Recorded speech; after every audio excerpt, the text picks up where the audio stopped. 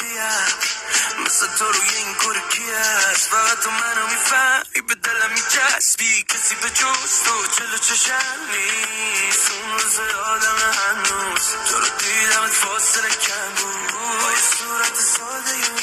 رفتی تو قلب این عاشق مغرور